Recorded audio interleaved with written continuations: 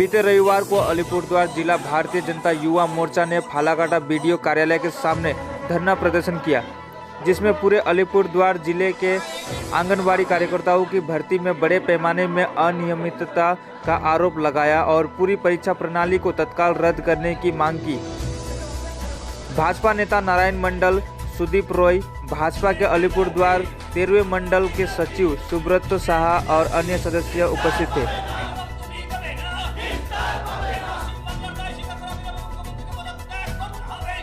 অঙ্গনারী পরীক্ষা আমাদের আলিপুরদুয়ার জেলার বিভিন্ন প্রান্তে যে পরীক্ষা সময় মতো শুরু হলো না।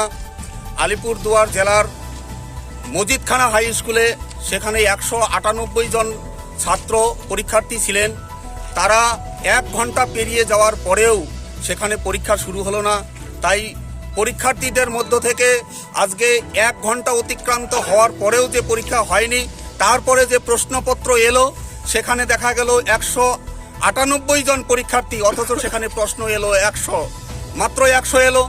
তাই এই যে বিষয়টা, এই বিষয়টা এর মধ্যে অত্যন্ত সন্দেহ দানা বাঁধছে যে এটা একটা যে প্রক্রিয়া চলছে সেটিং, সেই সেটিংয়ের গন্ধ আমরা আভাস পাচ্ছি। তাই এই পরীক্ষা পুনরায় চালুর দাবিতে আমরা এই আজকে প্রত্যেকটি আলিপুরদুয়ার জেলার প্রত্যেকটি বিডিও অফিসের সামনে আমরা ধর্ণা প্রদর্শন করব। তৎসঙ্গে ভোটার লিস্ট যে সংশোধনের কাজ হলো সেখানে দেখা গেল স্থায়ীভাবে বসবাসকারী তাদের আগের ভোটার লিস্টে নাম ছিল, অথচ সেখানে পরিকল্পিতভাবে সেখানেও ভোটার লিস্ট থেকে কিছু ব্যক্তির নাম উধাও হয়ে গেছে।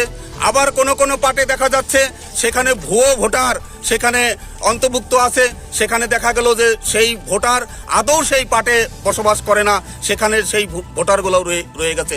তাই এই সমস্ত দুর্নীতির বিরুদ্ধে আজকে আমরা সোচ্চার। তাই আলিপুরদুয়ার প্রত্যেকটি বিডিও অফিসে আজকে আমরা ধর্নায় সামিল হয়েছি।